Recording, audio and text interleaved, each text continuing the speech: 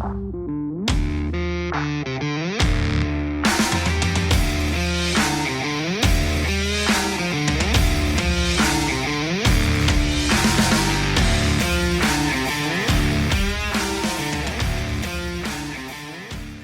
guys, it's Junior. Welcome back to my channel here at Horsepower Warehouse. Today we are talking about Buicks, Bentleys, and Broncos. And then towards the end, of course, we're gonna finish up today's episode with another shop update. I'm gonna keep you guys current on all of our restorations. So let's dive right into it. First and foremost, let's cover the Buick portion of this. I got a new 1956 Buick. This thing is absolutely awesome. To me, this is back when Buick was considered arguably at its peak. I love the two-tone here. You see these gills here on the side. These are timeless. Lots of people putting these on the side of their Avalanches here in South Florida. AutoZone sells something like that. That's where it came from, guys. This thing is awesome. 1956 Buick Super. You guys know I'm more of a Corvette builder. I mean, I can restore anything. I do a lot of Corvettes, but I have an appreciation for everything automotive. This thing is awesome. I mean, look at the fabric.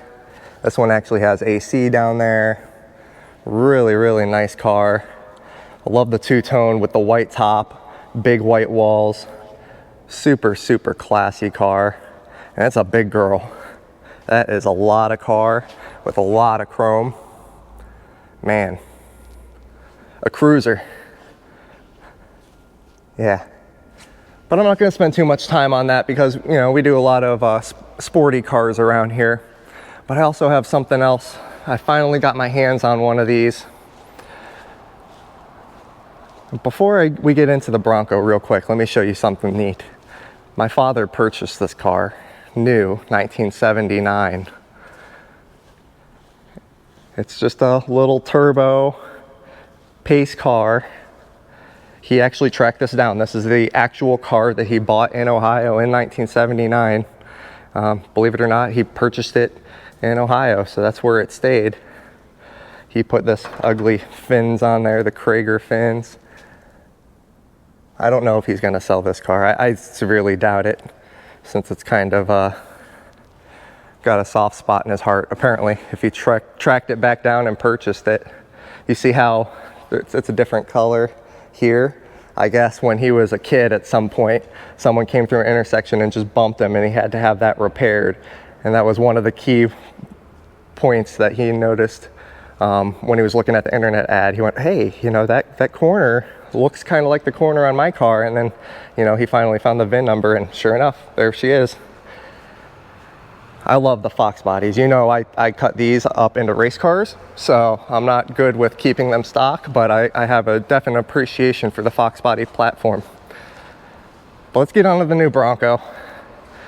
If you guys know me personally, you know I was one of the first reservation holders. I have a very early reservation for these. So like 2 years ago at this point, I put in my reservation for one of these.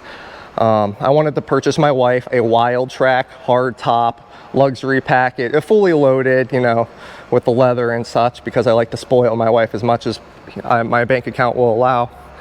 So I still don't have the truck, so I'm kind of bitter about these, but here is one here for sale. This is an Outer Banks. I finally get to actually touch one. I had never driven one prior to this. I'd never you know, I see them going down the road and I'm like, oh wow, they got theirs. I love the graphics and the huge screen in the center. I'm just gonna show you guys that in case you haven't seen it yet. Really high definition graphics. This is a cool truck. I want to say this has the Lux package if it has that big screen, but I'm not entirely sure. I do like how it doesn't have the pillar here. Yeah, nice SUV. Not as big as I was thinking. It's not to say it's as small as a Bronco Sport, but I mean, it is a full-size SUV, I suppose. Just nowadays, everything is so huge. You know, we've got these. My dad's got a new Silverado 2500 sitting over there, 2021, and it looks like it's double the size of this thing. Really like the LED running lights. That looks super cool. I don't know. Comment down below. I'm bittersweet about this vehicle, and this is why I don't make my customers wait 2 years on a restoration, because you're going to be bittersweet about it by the time you actually get one. You know, I'm of I'm like, oh, this better be good, you know. That's what I'm going to be like at Ford when they finally, hey, your truck's in after 2.5 years of waiting. I'm not the biggest fan of that. I would change that cover immediately, you know, but otherwise really sharp looking truck here. But let's get into part 3. So we've already covered the Buick and the Bronco. Now, I do a lot of frame off restorations on Corvettes, but I do have customers that want me to work on their stuff where they don't trust anyone else. Hey Randy, look at this guy hiding in the background. We're about to show you Randy's work here in a second. He's one of the best buffers in the world, in my opinion. Just don't tell him that or his head will blow up too big. So we have a Bentley Mulsanne here. This customer really doesn't trust anyone else to touch his cars. I've done a lot of his Rolls, McLaren, Bentley, so on and so forth. This one needs a set of 4 tires on it. But I just want to show you this car because it's really impressive. You know, if you guys know me, I'm still like celebratory when I get to fill up my truck and goes dink because it's full. I'm like, yeah, good job, Junior. So I'm not quite on this level yet. You know, I do have some nice things for myself, but I try to stay humble. This is so nice. This is incredible. I just can appreciate all of the wood detail, and I mean, you can see, I'm not going to say you can see why this car is $500,000, because that's a lot of money. That's a decent house, even in today's real estate market here in Florida. But I love this car.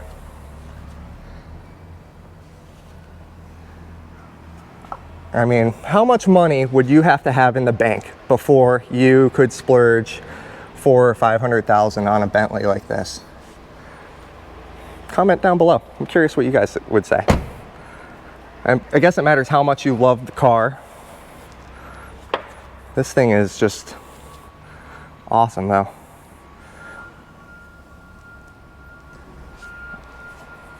I love working on stuff like this. You know, I do really high-end restorations on my cars, but that doesn't mean that I'm not interested in the new and the luxury and the fast. You know, this is super cool to me. Let me show you the work, because we're gonna get towards the end of this video here, what Randy just completed. So he is the master of wet sanding and buffing. It takes him, it's not a one-day process, guys, so please don't confuse what he does with, you know, your average detailer. I don't even call him a detailer. He kind of gets sad about that, I guess is the best way to say it. I don't detail cars. That's fine. You use a wet sander and a buffer, okay. But he does a really great job. This wasn't even a painted car. This is not my paint job. But he really killed it on the 66 here. Black with red interior. You guys can see the engine bay is just about done. Still waiting on my fuel line and a couple of little things. The air cleaner, the lid for the coolant reservoir, so on and so forth. It's not done, so don't judge me. Still missing the ignition shielding in the back, but it's looking a lot better. It's looking a heck of a lot better. Trophy 427 sitting here waiting to get steam pressure cleaned on the bottom, and then a light cleanup, and that one doesn't really need a whole lot. You can see the 65 here is oh so ready for that body to go down onto that beautifully prepared chassis. So that's probably going to happen this week. I am going this morning, actually, as soon as I click this camera off, I am loading all this up and going to powder coat. I've never had to make an appointment with my powder coaters, but sure enough, that's a sign of the times right now. I actually had to give him 2 or 3 days of notice. But I am sharing him with all of the boat builders that are here in Sarasota, Bradenton area. You know, if you order a $500,000 and up yacht from, you know, Chris Craft or so on and so forth, you're getting the same powder coater as what I'm using here on my Corvettes. So I'm sharing, you know, the best in the industry. I try to use the best, and sometimes you got to wait for it. 67 here. I've got the engine uncovered. I don't think I did that last time, but it looks awesome. There's nothing to hide here, guys. I mean, it's ready. 427 tri-power, 435 horse, 4-speed. Yes. As far as my Tremec, that is actually a TKX. I know I told you guys in a previous video that that's the old TKO, and I actually went to look through the paperwork, and Tremec in November 2020 released a new transmission called the TKX. It's pretty much upgraded in every available fashion. I'm going to put a link in the description down below, the TKO versus TKX conversion or comparison, because there's a really good one that's already been posted, and I couldn't do a better job than that. But I don't know if I'm going to sell that anymore, guys. I'd love to keep it available as a complete package like that for one of my customers that want to put it in one of their C2s, because I do endorse that package. So I'd kind of rather install it myself and just sell it to one of my customers.